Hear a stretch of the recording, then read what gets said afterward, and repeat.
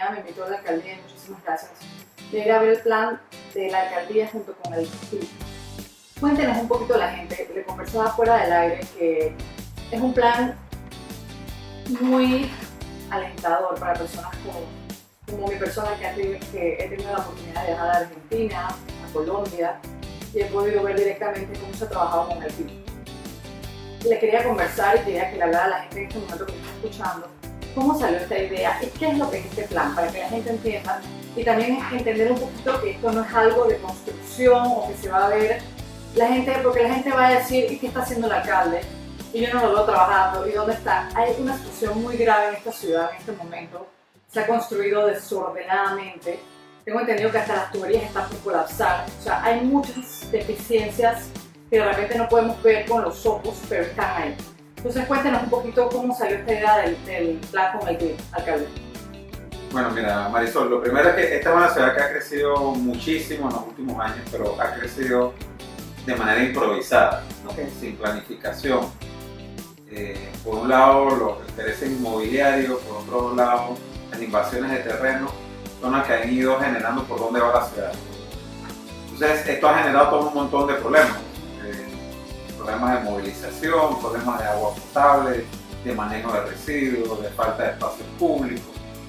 Entonces, ha faltado una autoridad de la ciudad que ejerciera su rol y que ordenara la ciudad y que planificara el crecimiento futuro de la ciudad.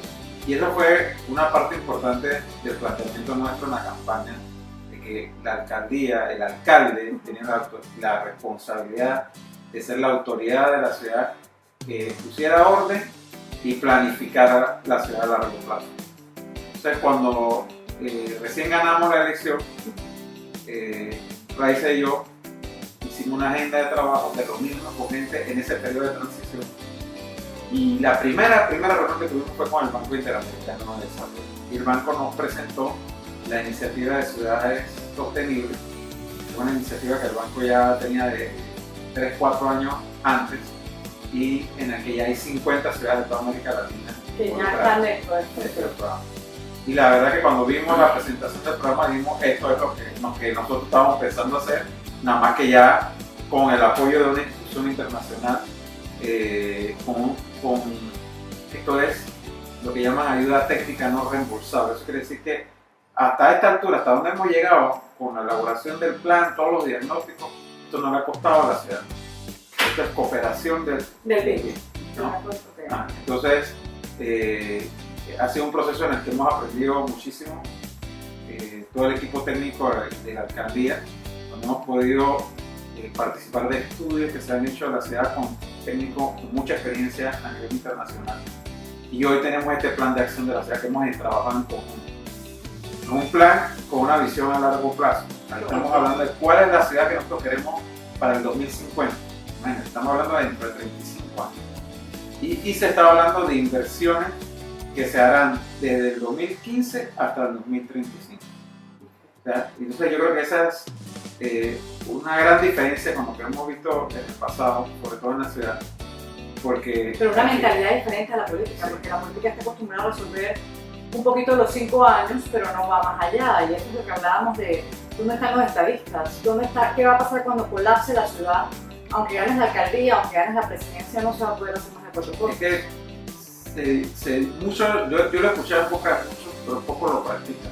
Esto de que no piensas en las próximas elecciones, piensas en las próximas generaciones, ¿no? Y los problemas que hemos tenido en la ciudad no se produjeron en 5 años, ni 2 años. Ha sido la acumulación de muchos años y de muchos gobiernos que no hicieron bien su trabajo, que no planificaron las cosas y que dejaron que la ciudad creciera al garete. Panamá ha crecido mucho últimamente, o sea, estamos hablando que en los últimos 10 años hay mucho extranjero también y ha crecido mucho y eso de repente no lo habían analizado las generaciones pasadas o no pensaban que iba a haber tanta gente. No, pero es que mira, cuando tú te pones a ver, al principio tú tienes una barrera como la exposición en Caledonia. Se la hizo Porra. La exposición cumple 100 años ahora en febrero. Y todavía hoy, el mejor barrio de la ciudad sigue siendo la exposición. Porque la hicieron planificadamente, tú ves que está cuadriculada, que tipo Tú miras a Porra, las calles anchas. Sí. Pensó a muy largo plazo. Es una persona que pensó a muy largo plazo. Calles anchas, aceras anchas, parques. O sea, la exclusión tiene todo lo que no tiene barrios mucho más recientes de la ciudad. Incluso el barrio más parecido a eso, que la gente mucha se mata por estar ahí, paga cualquier cantidad de dinero de la que es Costa del Este, que se hizo planificadamente, ¿no? Pero que ahora han metido un montón de edificios y eso ha entrado un poco la cosa. Pero lo que quiere decir es que pero se puede sí hubo planificación. Sí hubo, a pesar de que era un vertedero, tengo entendido anteriormente. Sí. Hubo planificación. En un momento de la historia de este país y de esta ciudad hubo planificación, pero llegó un momento después de Porra, ya en la década de 50, 60, que esa planificación se perdió, comenzó a construirse como ahora lo estamos viendo, que fueron puros desarrollos privados e invasiones de terreno y la cosa se salió del control. O sea, para ordenar este desorden tú tienes que planificar, tienes que pensar a largo plazo y eso es lo que es el plan de acción de la ciudad.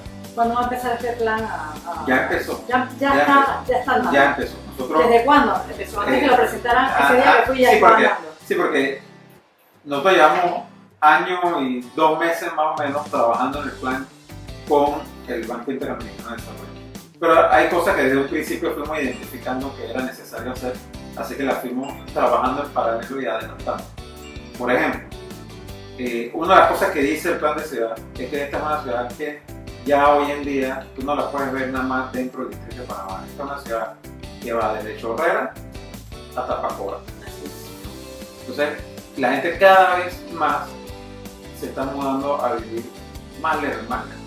Entonces, lo que dice, o sea, yo les llamo a su ciudad lo que dice el plan o el diagnóstico es que si las cosas siguen como van, en el 2050 la ciudad de Panamá que vamos a tener es una ciudad que va a ir desde Capira hasta Chepe y de Panamá hasta Colombia.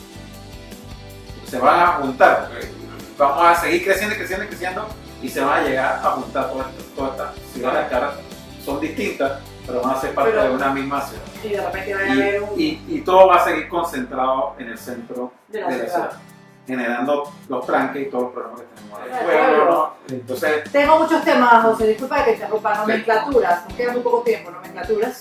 La nomenclatura, se está haciendo la licitación en estos momentos. Okay.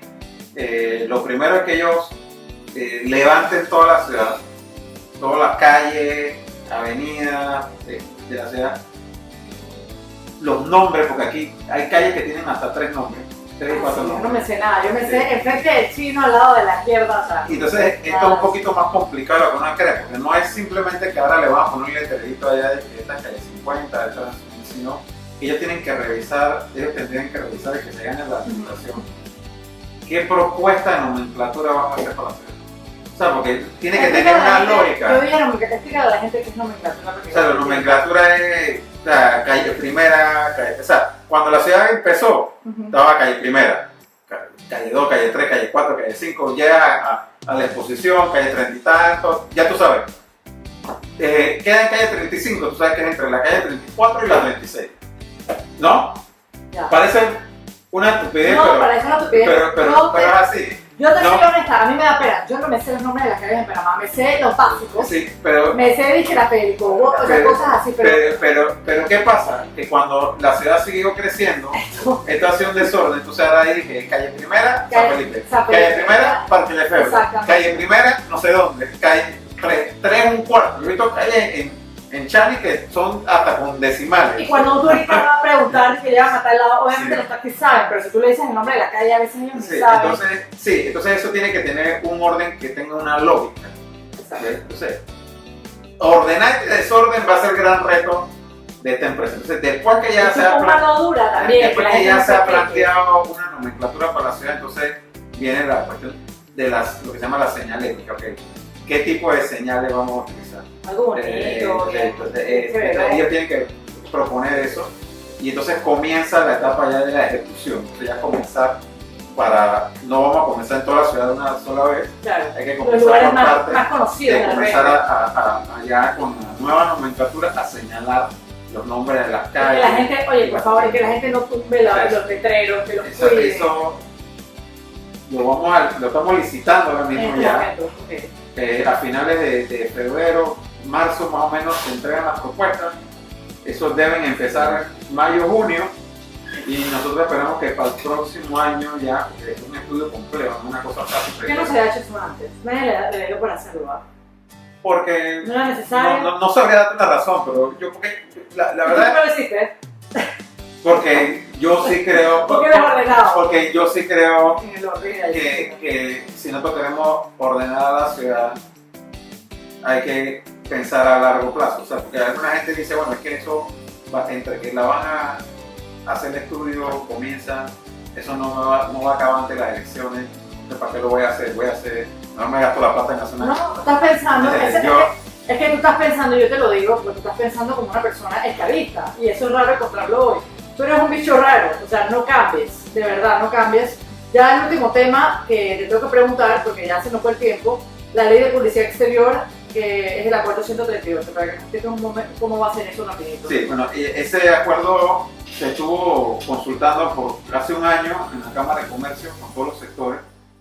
Ya entró en vigencia, tiene unos términos, ¿no? Porque hay distintos temas, la publicidad que está en servidumbre, la que tiene permiso, la que no tiene permiso, sí. O sea, ahí se establecieron distintos términos, pero al final lo que se busca es ordenar la publicidad exterior en la ciudad. Te voy a poner un ejemplo de lo que pone la disposición. Por ejemplo, hoy en día en las terrazas de los edificios tú puedes poner cuantas vallas te da la gana. El acuerdo dice que solo va a poder haber una valla por terraza. Porque eso es sociedad. Entonces, si tú ves ahora mismo un edificio que tiene 4 vallas, ahí vamos a tener que decidir, pero nada más se va a poder quedar una, ¿no? Vas a ser el malo de la película. Sí, pero ahí vamos a ir eliminando vallas. Todo lo que está en servidumbre va a estar ilegal. Eso se nota que en Estados Unidos, por ejemplo, permiten nada más una sola. O sea, no puede haber vallas en isletas. En isletas no. Cuando hablo de vallas no nomás me refiero a las vallas grandes, sino alguien que ponga una cuestión de que vota por tu diputado para no sé. Bueno, esa yo estoy tratando de que la prohíban en el código electoral, pero no de que ¿qué te digo? De que corto grama y tienen un letrerito ahí. Sí. Oye, y que la gente recoja su basura cuando acaba. Sí, esos letreritos que pegan por ahí en los postes, en la cuestión, eso está. Pero que recojan sus campañas. Eso también hay que multar a la gente que no hace ese tipo de cosas. Yo le propuse como alcalde a la Comisión de Reformas Electorales que prohibieran las vallas. Esas tan abusivas. Que se ponen en campaña electoral y en la reforma las prohibieron. Ahora le toca a la Asamblea decidir que la prohíban. Yo llegué a ser alcalde sin poner vallas, ¿no? Sin poner banner en los postes. O sea, yo lo pues lo básico, como ejemplo. Sí, es que así es. Sí. O sea, la publicidad que yo puse fue en espacios pagados, no en servidumbre. Es que es diferente. O sea, una cosa es que hay una empresa que paga para tener vallas en ciertos lugares donde está permitido tener vallas y tú le pagas a ellos. En campaña las ponen en cualquier esquina porque se puede poner servidumbre sin pagar. Entonces las ponen y después no las quitan, o lo que quitan es el poste, pero dejan el carrito de tubo, que la gente que va caminando, mucha gente tiene accidentes por eso. Vienen a poner orden y disciplina en toda la ciudad.